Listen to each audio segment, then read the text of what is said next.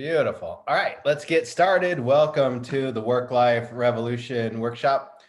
Quick reminder to everyone, pay attention to your chat window because I'm going to ask you questions during this presentation. And the first question is going to come right away. Make sure my clicker is working. Real quick, who I am, my name is Keith Johns.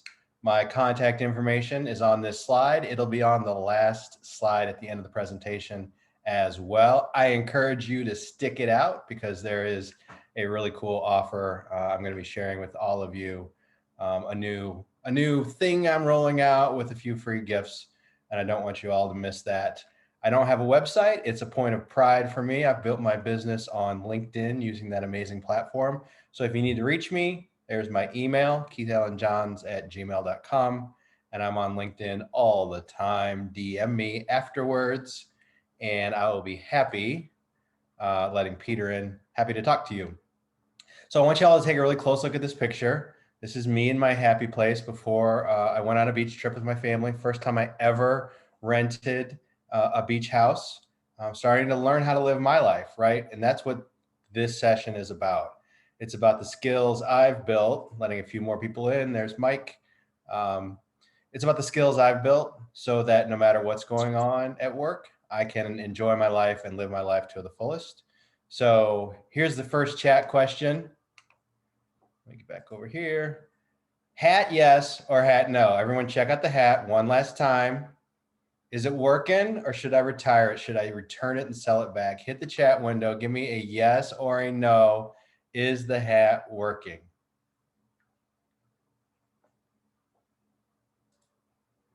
Is everyone able to chat? There we go. Jamie's saying she loves it. Yes.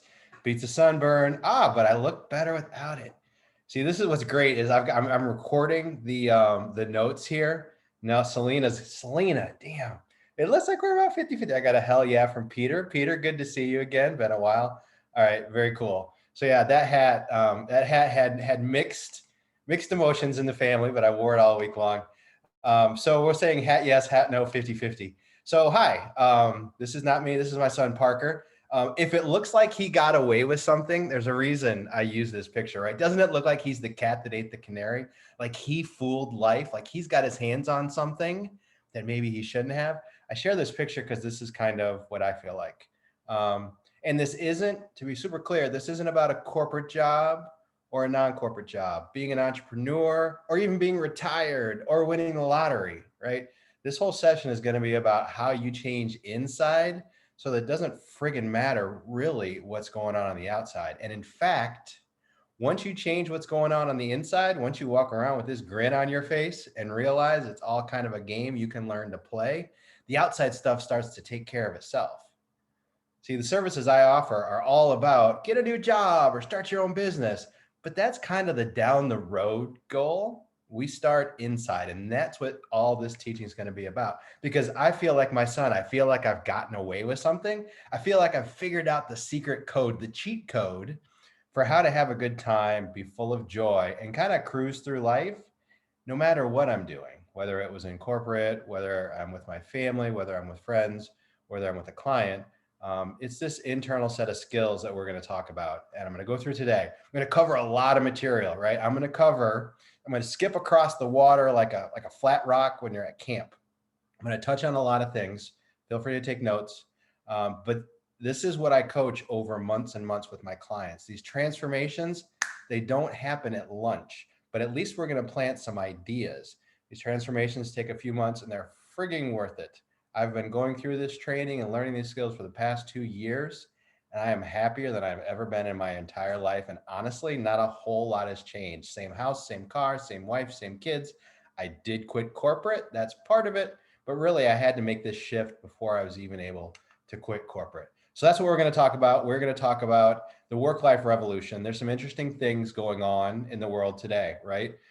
Do we want to go back to work? COVID is coming back. Is it staying away? Are we opening offices? Are we not? Do I have to continue working the same way I did before? Some interesting questions, some interesting things. People are not showing up for low-paying jobs. There's a little bit of a power struggle going on. And it's a great opportunity for you to really think about how you want to design your life. Here's my catchphrase: work shouldn't suck. It's how I started my coaching business a year ago. It's absurd that we spend 40, 50, 60 hours per week and we don't make sure that time we spent is full of some really nice things like ease, like joy, like fulfillment, as opposed to the things that are filling up our day more often than that, which can be stress and driving and pushing and working hard and go, go, go and living for the weekend. Like, it's an option, right? And we're going to talk about that. It is a frigging option how you relate to circumstances. Your job doesn't control you. Your financial situation doesn't control you. If you do the inner work, you can feel peace and joy all the time. Then the outside stuff changes. So here's the thing: work shouldn't suck, but if it does, don't blame work. That might be it. You might have a terrible boss. You might work in the wrong culture.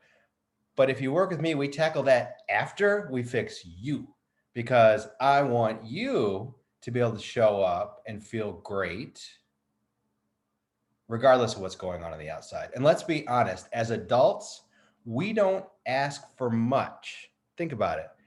It would be nice if we just felt pretty good most of the time. That's it, right? I don't need super high highs. I really don't need super low lows, but I don't want to feel this undercurrent of anxiety, this undercurrent of fear or worry just constantly eating at me, right? We just want to feel pretty good most of the time. In fact, what we often seek in life is a feeling. If we want the Porsche, if we want the new house, we want the meal, we want the sex, we want the gambling, it's because we want that feeling, okay? The magic thing I have learned is you can have that feeling without getting the things on the outside. The things on the outside are nice. Do I still want a Porsche? Yes, I do. Why? Because it's going to be a blast to drive. It's going to be fun. It's probably a couple years down the road, but I don't need it to feel good. I don't need it to feel wealthy and abundant today. That's all inside me. And we can pull that out now.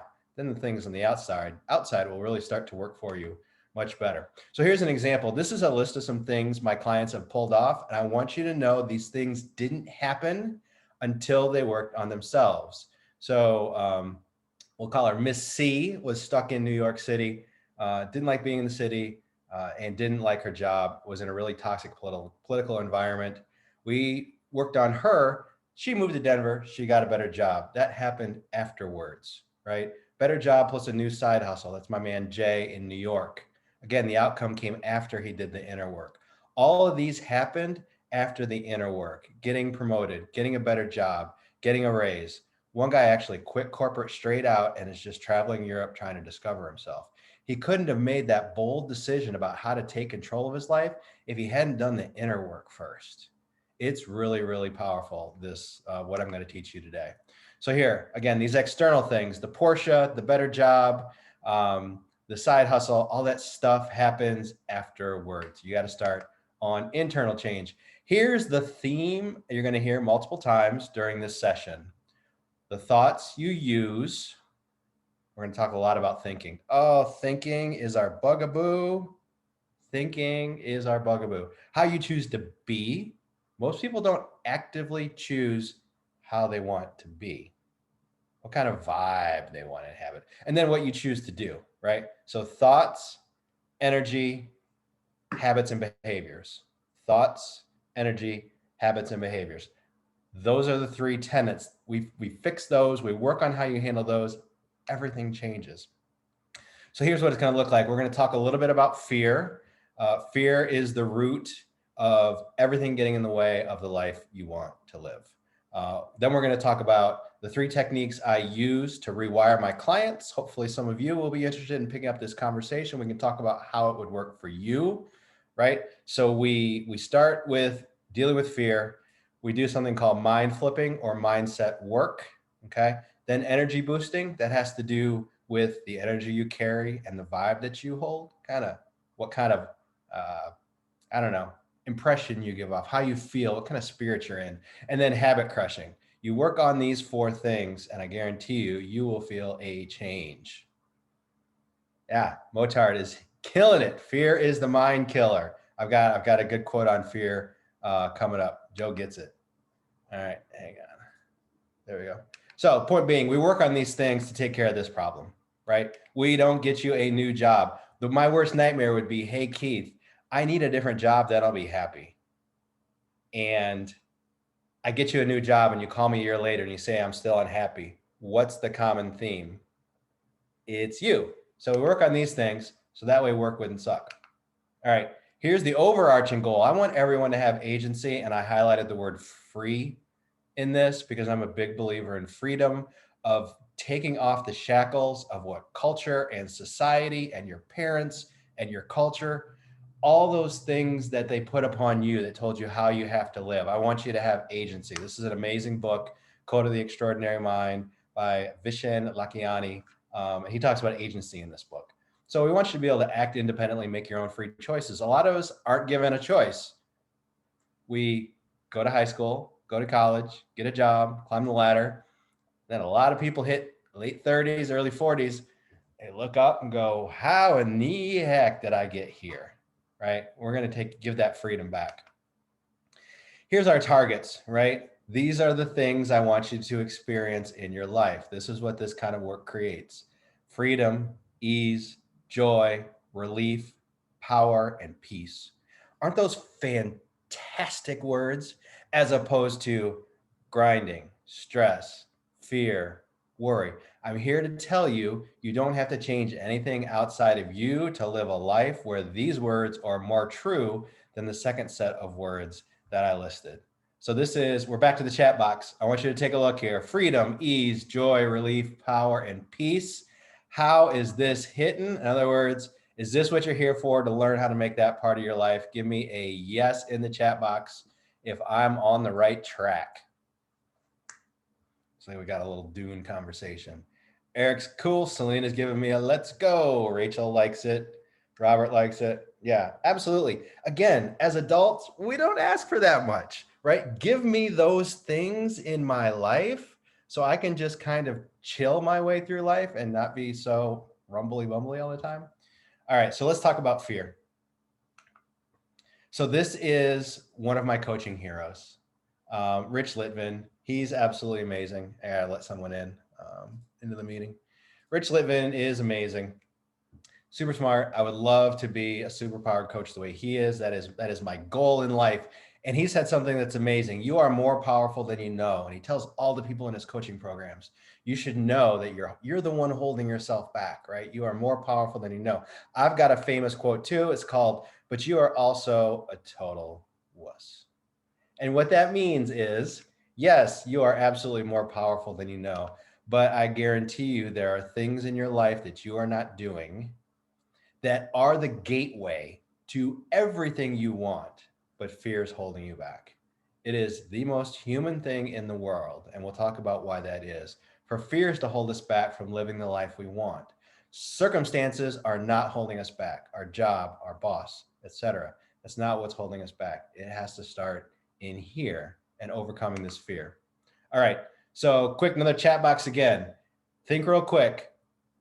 Who wants to do something in their life right now? Think about what you're doing, what you're avoiding doing. There's that one thing, I just keep not doing it, but you're scared to do it.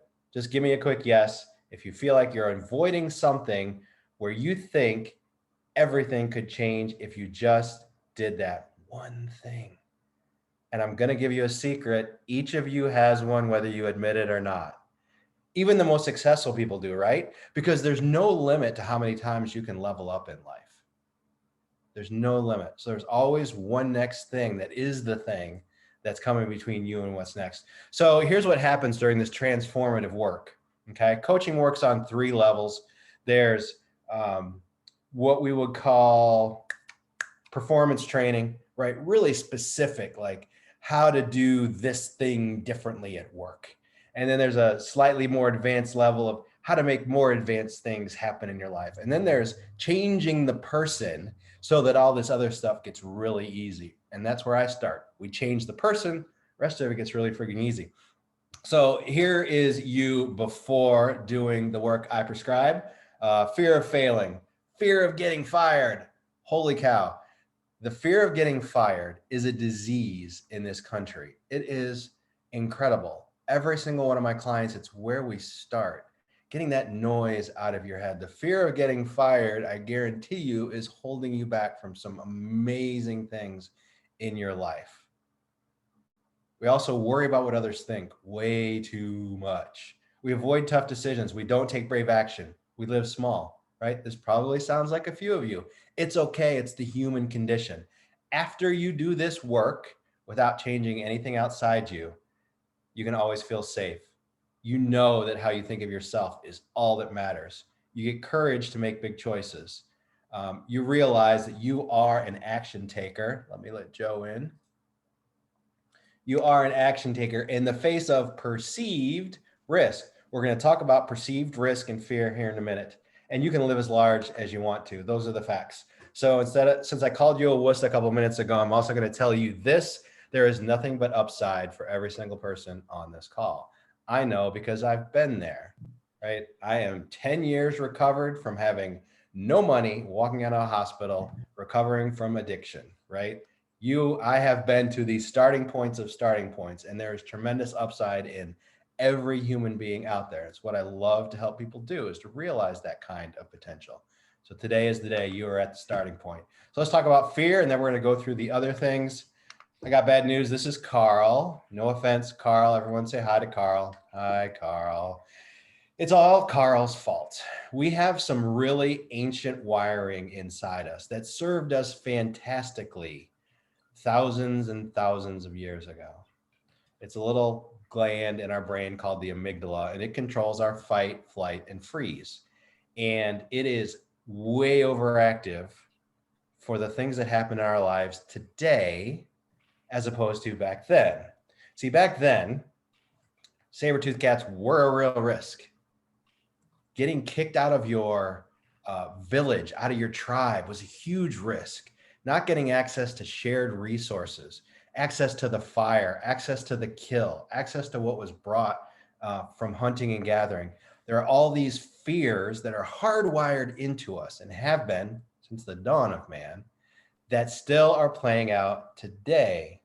And it's crazy, right? The fear of getting fired is related to the fear of getting kicked out of your tribe. Oh my God, what'll happen if I get fired? I'll die. Really? You'll die? Is that accurate? Your body is telling you that. In fact, everything you're avoiding doing, everything that fear is preventing you from tackling, is based on this wiring. It's actually based on your concern, your body's concern that you're going to die. This brain at the top of your neck here is really just a 5-pound sack. It's good at two things, and one of them isn't thinking. The first one is keeping you alive. It is fantastic at keeping you alive. That's what it cares about most: survival. Second thing it's really good at is budgeting. So bodyguard and accountant, those are your brain's superpowers. When is the last time you met a happy, creative, easygoing accountant or bodyguard, right? Your brain's not naturally good at those two, good at anything but those two things. It does a lot of other things, but mainly what it wants to do is budget how resources are used. It makes sure your heart pumps and energy goes to where you need it. It conserves energy. It creates fat. It keeps the thing running and keeps the thing alive. Survival and budgeting. Everything else it does is frankly kind of half-assed, and we need to put it in the right corner, right? No one puts baby in the corner. We need to put your brain in the corner, because one, your whole fear system is utterly wired for ancient times, and it doesn't fit us anymore. It just doesn't work anymore. Fears are paper tigers. If you write one thing down on a piece of paper during this session, I want you to write down what Amelia Earhart said. Fears are paper tigers. The most difficult thing is the decision to act. That's the hard part. The rest is just being tenacious. Fears are paper tigers. You can do anything you decide to do. You can act to change and control your life. The procedure and the process is its own reward. Super powerful stuff. I am telling you, this stuff works if you work it, right? You're not going to leave this 45-minute session and be like, everything's changed. Hopefully you'll be excited about your potential, but I'm here to tell you, I have helped client after client after client after client figure this stuff out. It works. It's super friggin' cool. So I'm giving Amelia a shout out. She nailed it. She nailed it. I am living this lifestyle now and I love it. So here's just something so you don't forget what it's like. There's you, there's fear in between, there's you 2.0. It's that simple. The rest is just work. And it's easier work because you work through your fear. So once you work through your fears, things can get really cool. We give you access to 3 tools. So once we learn to process fear and start putting it in its place, we work on mindset. Everyone hears about mindset, mindset, to the point where some of these words begin to lose their meaning. So let's make sure we know what we're talking about. A mindset is just how you're inclined to think about things. Not a big deal. It's an inclination or an attitude, like this rock. This is Dr. Hanjo on the left. This is Dr. Allison on the right. They won the Nobel Prize in 2018 for their cancer research. They are not dear friends of mine. Would be cool if they were, but I'm going to pretend they are. So let's look at this rock, and we're going to talk about mindset in relation to this rock. So let's say we're in our chemistry lab, just like in high school, that room with all the black tables and the Bunsen burners. Everyone went to biology or chemistry, right? And we walk in, and this rock is sitting in the middle of the table. And I bring these scientists in, and one stands here and one stands here.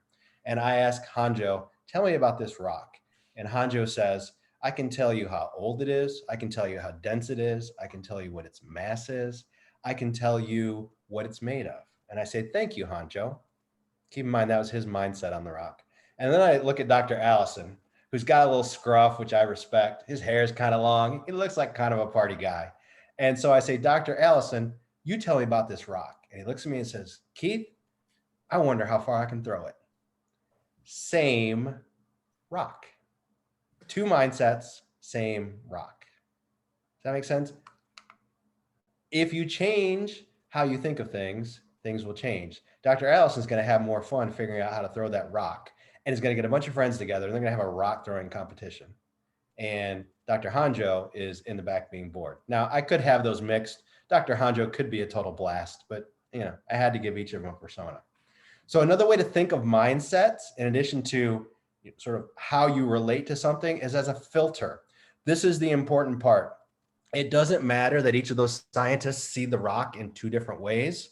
What matters is your mindset can act as a filter for the way you relate to things in your life. Has anyone seen an air filter like this when they pull it out of your car after a year or 2? All the crap that's stuck to it that was kept out of your engine. This filter is a mindset for your engine. Please don't feed me leaves, dirt, rocks, and bugs. Keep that stuff out so I can perform more highly, right? Mindsets are just a filter. Everyone following? Give me a yes if you get the concept. Mindsets are just a filter. Motard says changes air filter every 15K miles. Everyone get the concept of mindset? Super important, because all this work I do is how you relate to things. You can't change the rock, but you can change your attitude about the rock. And if the rock is getting in the way of your success and the life you want to live, you can filter that take on the rock out, right? Filter it out. So we're going to go through 3 mindsets. I teach dozens of them. These are the top 3 I teach. So the top 3 filters. You can look at life one way, or you can look at life the other. It's your choice, okay? There is no reality. It's just how we perceive things. It sounds crazy, right? It's crazy, but it's true. Think about the reality of your husband, your kid, your neighbor, your doctor. They're all living in kind of a different world, right? Am I right? I mean, they are. And we think our world's the right one, but what would make our world any more correct than anyone else's? So 2 different mindsets, or one mindset, each of them has a pair of things to go with it. Abundance versus scarcity. Again, one of the first things I teach my clients. Fear tells us there's not enough for everyone to prosper. The correct mindset tells us resources and opportunities abound. Either one of these will be true if you think it. If you think resources are scarce, resources will be scarce for you. If they think they're plentiful, you will be resourceful and they will be plentiful for you. So this is one of my favorite analogies here. This is a kelp forest. They are absolutely amazing. One of the cool things about kelp, it's made of essentially 4 parts. I don't have all the names right, They're not actually plants, they're algae. So you've got the leafy part, that's got an algae name. You've got the stem part. There's actually these gas bubbles underneath the leafy part that hold them up the way they're being held up. But the coolest thing is it's got something in its root system. It's not even a root system, called a holdfast. Hold fast, right? Like the pirates, hold fast. All this holdfast does is hold on for dear frigging life to the rock. It doesn't get any nutrients. It's not a true root system. It's just hanging on. Meanwhile, the plant, the algae, is getting everything it needs, the abundance of resources it needs from two places. Not from its root system, not from dirt. It actually pulls nutrients from the ocean, which is super cool. It's why the leaves have to have space between them so the water can flow into the leaves. Let me get Alex in. Whoop. So the water can flow around the leaves and the leaves can pull nutrients in. And then, of course, you've got the sun, right? And I want you to hold that concept because it's not just cute and, yeah, no problem, Robert. It's not just cute and not just an analogy that is only true for this planet. It's actually true for human beings, right? The sun is in the sky cranking all day long for us, producing all of the energy and bounty that we need. There is plenty of resources out there. You just need to be resourceful, like the kelp. But if the kelp didn't think, well, I might as well not hold on to this rock because I'm not going to get enough money or I'm not going to get enough love, I might as well just give up. Then the kelp wouldn't survive, wouldn't have a very good life, that's for sure. So that's the first mindset. Fear is the abundance versus scarcity mindset. It's your choice. Either one of them can be your reality. Second mindset is about thought selection. So we talked earlier about Carl the caveman and the fact that the brain is good as an accountant and it's good as a bodyguard. It's not so good at thinking. It thinks a lot. In fact, 6,200 thoughts a day. We'll talk more about that. I'm actually going to tie that into Elvis. So those of you fans of the King, I'm about ready to make a King reference. The thought selection mindset says, the fear piece of it says, if I think it, it must be true. If I think it, it must be true. Think about how often you fall into that trap. My boss is mad at me. I did something wrong. I'm going to get fired. This is your brain doing you the favor of just tossing fears at you, tossing thoughts, tossing ideas. Such a shotgun approach. And we treat them like they're all true. Then we go meet our boss. I had a client the other day going with that mindset. I'm in trouble. I'm going to get fired. Oh no. And got the best review of his career. So what was real? And why should we pay attention to every thought that our brain gives us? In fact, we are the thinker. Our brain's just giving us ideas. We do not have to listen to each one of them. It's kind of a superpower. So the mindset truth is that thoughts are just ideas for consideration. We can return to sender, Elvis reference, on some of them, and we can keep the ones that serve us. But we think an awful lot that don't serve us. In fact, when we try to meditate, and all of a sudden we're thinking about tacos, and I gotta mow the grass, and I wonder what's for dinner, and I wonder if I need to answer that Slack. Your brain did that for you. You didn't ask your brain to send you that stuff, right? So why should we pay such attention to our thinking? All right, so that's the thought selection mindset. Here's my Elvis reference. I love this. My dad actually wore this suit to his wedding. True story. The title of this Elvis record is so fantastic. 50 million Elvis fans can't be wrong, right? But 6,200 thoughts can be wrong. 6,200 thoughts a day. There's no way all of them are right. If you look really closely, I just love that one of the songs on this record is called A Big Hunk of Love. If that isn't Elvis, I don't know what is. So 6,200 thoughts, they can't all be right. So let's pick the ones we want to focus on. That was the second mindset, the thought mindset. So let's do the chat box again. Think about your thinking. Who on the call gives way too much credit to thoughts that don't serve them? I'm in trouble. I'm going to get fired. They're going to reject me. They're not going to like me. Things aren't going to work out for me. Joe Bond says guilty. Hey, Joe Bond, thanks for joining. Good to see you. Right? We focus especially on the negative. It's actually how our brains work. So those of you who are saying yes, totally cool. It's how you're wired. Your brain is actually designed to pay attention to the negative things. Again, it's a protection thing. It's a survival thing. That's why this work is so important, because our default wiring doesn't serve us in modern society. It just doesn't. We're just trying to rewire all that. All right, let's go on to the third mindset. Third mindset I call the risk taker's mindset. So the first one was abundance versus scarcity. Second one was the thought mindset. The risk taker's mindset. Oh no, risk. I'm risk averse, people love to say. I need to know the ROI. I need to know precisely what's going to, I need control. I need control. I need control. Here's fear's lie. Fear's lie tells you if I take a risk, I will lose something I value. That's all it's saying. If I take this risk, bad things will happen. Here's the truth. Risks aren't that scary once you take them. It's scientifically proven. It's actually biologically proven that when you take a risk, after you take it, they aren't that scary. It's so good, I put it on 2 slides. Here's the science behind it. So this insane woman and very happy man, you can tell it's not his first time, jumping out of an airplane. So a scientist once decided to figure out what's scary about jumping out of an airplane. So they attached, by the way, this isn't me. I've never jumped out of an airplane. Not that I wouldn't do it, but I've got kids. So maybe later in my life. They attached tracking system to people who jump out of airplanes, and they measured their heart rate. And their heart rate was at a certain level on the tarmac, and it went up when they got in the plane. And their heart rate increased as the risk increased. The plane goes up higher, the plane goes up higher, the plane goes up higher. Finally, they're where this woman is, who looks either super excited or super scared or a little bit of both. And that spot right there, your heart rate spikes.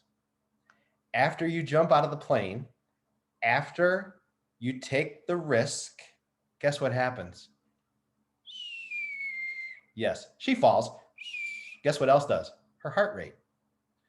Once your systems realize, well, too damn late to keep her from doing this, we've already done it, let's adapt to our new reality. You're actually hacking your mind and your body by taking the risk, because now your body's going to dedicate all its smarts, all its resources, everything it's got to keeping you alive in your new reality. So once you take the risk, you're like, well, that wasn't so bad. But your systems are so busy telling you not to take the risk. Don't take the risk. We might die. Don't take the risk. Once you take it, once you get over this hump, once you jump, your systems calm down and you get access to your creativity, to your problem solving, to all the things that your fight or flight turns off. Risks aren't that scary once you take them. I said that to myself day after day after day as I prepared to leave corporate, right? And let me tell you, once I took the risk, 2 weeks later, I was like, oh, I'm not dying, right? I'm not dying. This isn't so bad. Any big decision you're putting off, anything you're considering risky, right? Think about it. Once you do it, things are going to be great. Everything will be fine. All right. So those are 3 mindset tools. Now we're going to talk about energy. This is the most important thing I teach, in my opinion. Doing energy boosting work has changed my life more than anything else I have done around this. Energy, let's define it real quick. It's just the vibe you exist within. It's how you feel. Most people have a default energy. You probably don't know it, but you do. You can make it a choice. Here are example default energies. You can read them. I'll go through them really quickly. Tell me if you don't have to put it in the chat box, but think to yourself, is your energy grinding or hyperactive, fear-driven, edgy, hyper-aware? Are you in lack instead of abundance? Are you annoyed? Do you feel absent from what's happening around you? Ooh, that's a big one. I'm never fully present. Do you feel unrest or disconnection? These are default energies that you're not picking, but you're living. You're being this way. All right. Does anyone on this call actually consciously pick how they want to be every day? Do you look at this list and say, nope, I go into every day planning to be blank? If anyone does, hit me up in the chat box.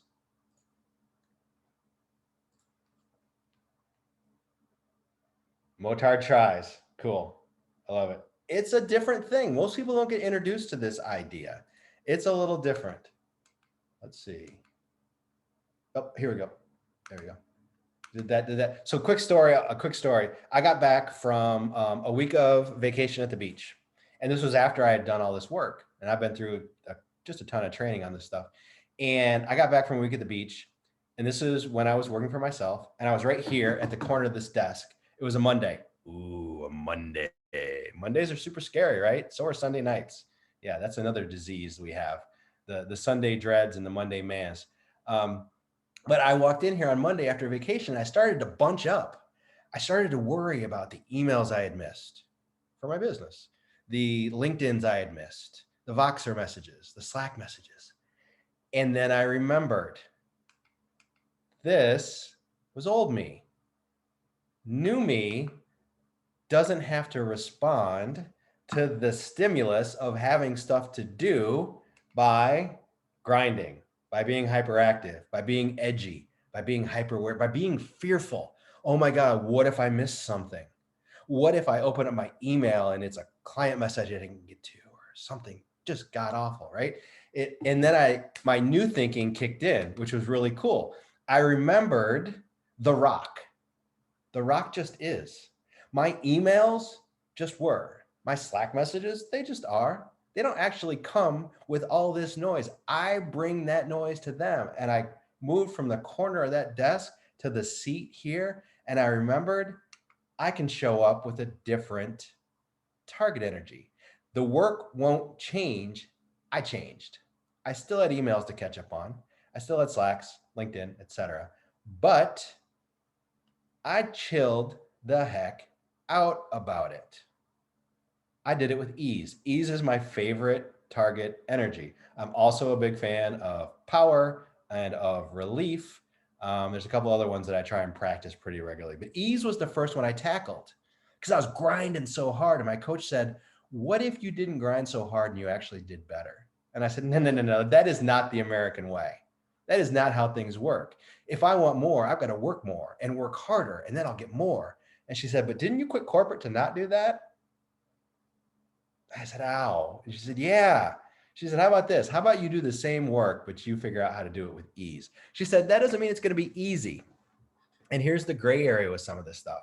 It's not necessarily easy. I'm just doing it with a different energy. You can actually pick which energy, which way you want to be every day. And the things in front of you don't have to change. Again, the circumstances, the outward things don't have to change. You change the inward things.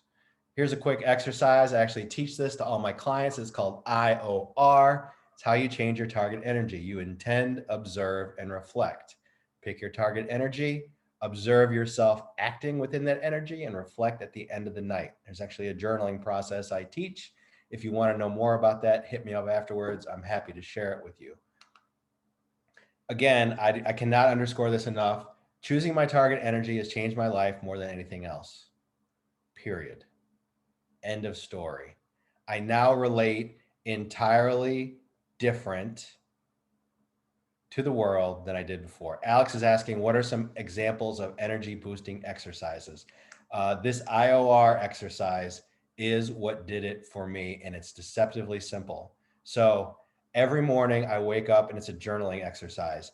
I intend. So I write down, I look at my calendar and I say, I'm going to choose ease today, and I'm going to choose it during these moments.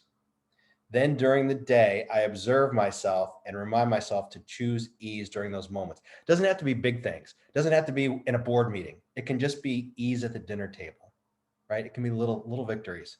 And at the end of the night, you grab that journal again and you actually reflect back on when you did choose ease. This is a new neurological path reinforcement exercise. You tell yourself you're going to act differently. You act differently, and then you reflect on acting differently. And it slowly starts to rewire your brain. Your brain likes to use established habits and pathways. It will resist you creating new habits and pathways, but eventually it gets the picture and it turns off those old pathways and it starts using the new ones by default. I feel the changes on a lot of this stuff about 4 weeks in. Most of my clients report back they feel different between weeks 6 and 8. And then we level up because the more you do this work, the better life gets. It's really freaking cool. Third tool, getting close on time here, going to go pretty quickly. Once you've got your thinking right, once you've got your energy right, now we want to change your habits. Habits are just what you do when stimulated. When X happens, I do Y. Not a big deal. So again, back to our theme, we're talking about what thoughts you use, how you choose to be, and what you choose to do. Habits are what you choose to do. Here's the tool I use for getting out of bad habits. It's similar to IOR. It all starts with recognition and observation. We don't spend a lot of time observing how we act and questioning it. So when a client reaches out to me and says, "Hey, Keith, X is going on and I noticed it," that's the start. You don't have to have an answer or a fix. You just have to notice something that you don't like. Once you tell me that, then we work on understanding. Well, where does that come from? What's the root of that? What's behind that? Why do you have that behavior or habit? And then, of course, we adapt. And I use the analogy I use is that pebbles move boulders. You don't have to do massive habit changes to get massive results. We actually pick little things, little mini life events, and we work on those. And it actually has this amazing effect of getting the boulders rolling just by working on the pebbles. So the adaptation piece can be a little intimidating, but it actually is really rewarding. It's really rewarding. I'm going to tell you an example. Here's a quick example. So here's a boss. I had a woman in a workshop in Atlanta. I was teaching this in Atlanta a couple months ago, taught it in San Francisco a couple weeks ago. And she said, "Keith, I have boss PTSD." The heck are you talking about, boss PTSD? She said, "Well, my last boss was awful, was so bad and so abusive." She said, "I'm in a new job that I love and my boss is amazing." I said, "Great." She said, "Yeah, but I'm scared of him." I said, "Excuse me?" She said, "I am carrying the framework of being scared of my boss with me to my new boss," right? So it was really easy to peel that apart. She recognized she had a behavior she wanted to get rid of, and that was being scared of her boss. Because if you walk into your boss's office or into your client's office or whatever you're trying to accomplish as a professional, and you're fearful, that amygdala is firing. It turns off your creativity. It turns off your problem solving. It makes you dumb. Your fear makes you dumb. It actually takes blood from your neocortex and it runs it into your fight or flight system. And so there's no way you're going to perform highly with your amazing new boss if you're scared based on how you experienced your past boss. You got to shake that stuff off, right? So thoughts, energy, now behaviors. Now that we're thinking the right things and we're holding the right energy, we got to change how we show up and what we do. So when I worked with her, she recognized that she wanted to change this. She understood where it came from an old boss. And then we go through some adaptation exercises where she retrains her brain to no longer fear this authority figure. It's called recognition, understanding, or adaptation. It's RUA. Did the example, there's the boss. So again, thematically, what thoughts you use, how you choose to be, and what you choose to do. So here's the question. This is what this is all about. Do you want to live a purposeful, balanced work life? I am not so much concerned if you want to sign on with me because you want a new job, or you want a promotion, or you want to start a side hustle. That's all secondary, right? If you want to live a purposeful, balanced work life, it starts with the inner work. And that's the fun stuff because everything changes. I get clients who say, "My wife said thank you." What are you talking about? This was Eduardo. Eduardo, what are you talking about? "My wife said thank you. I'm nicer at the dinner table because I've learned how to relate differently to work." Cool. He's a better dad and a better husband because he figured this stuff out. I hate the term life coaching because it's so overused, but I'll be honest, I'm not a career coach. I am a transformative coach who will work with you to radically change you so that your life gets better. That's just what happens. This comes first. You learn how to hold freedom, ease, joy, relief, power, and peace. Then this stuff comes. We do it in that order. It's really important. Then we'll go get your promotion. Got a process for that. Get a new job. Got a process for that. Start a business. Got a process for that. But we start here. Most people don't start here. They fix here and they wonder why they don't get this. It's because they're doing it backwards. Okay.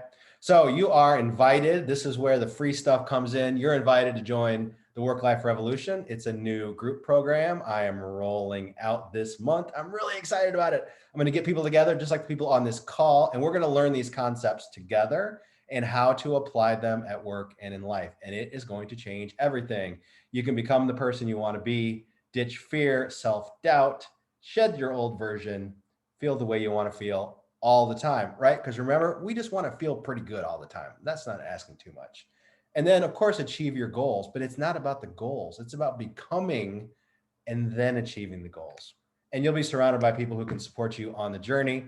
I'm not going to bore you with this. These are just some testimonials. The point is here that I have a track record of this work radically changing people's lives. It happens again and again and again and again. It's amazing. It's why I do what I do. I love doing it. If you want access to this slide for social proof, let me know. So here we go. You're invited to join the Work-Life Revolution. I'm making everyone on the call 2 offers. 1, DM me or email me, and I will give you 1 free intensive session with me. So we'll get together. I will coach you. You can tell me what your struggles are. You can tell me what your goal is and what you're up against. It'll essentially be a coaching session and an interview to see if you're ready to join the group. And I will give that to you for free. For everyone who signs with me, so decides to coach with me in the group, or if I take private clients as well, then I'm going to offer 3 free books. So my 3 favorite books, free to you if you decide to sign on with me by the end of the month. Questions Are the Answer by Hal Gregerson. Friggin' phenomenal, amazing book. Probably one of the most formative books of my success in corporate. Code of the Extraordinary Mind, formative in my exit from corporate. And Illusion of Money. Ooh, money. We didn't even talk about money during this call, but all this mindset and thinking work is probably impacting your life financially as well. So this book by Kyle Cease, he's a former stand-up comedian, is fantastic. It's a mind bender. I've had to read it 5 times to actually understand what he's teaching. So again, free session with me. All you have to do is DM me or email me, keithallenjohns@gmail.com, or DM me on LinkedIn if you want a session. And if you sign on, 3 free amazing books by the end of the month. That is what I've got. I do have a couple minutes for questions. We got about 9 minutes before 1. Does anyone want to put any questions in the chat box that you have for me? We answered Alex's question. Going once. Joe Bonds, give me a round of applause. Motard, round of applause. Thanks, guys. Yeah, give it a thumbs up or a thumbs down in the participant window if you liked what you heard. I love teaching this stuff. I've been out of corporate for a year, just helping people. Thanks, Alex, for the round of applause. And I have recorded this, so it'll be available on YouTube. I'll send everyone who came a message with a link to the YouTube video. And I encourage you to set a call. I would love to talk to you and hear about what your challenges are and see if I can't do anything to help you. So thanks, everyone. Bryce, Mike, thank you. Thanks, everyone, for the round of applause. Have a great rest of your day. Thanks, Selena. Good to see everyone. And I'll talk to you all later. Thank you, Keith. Thanks, Joe.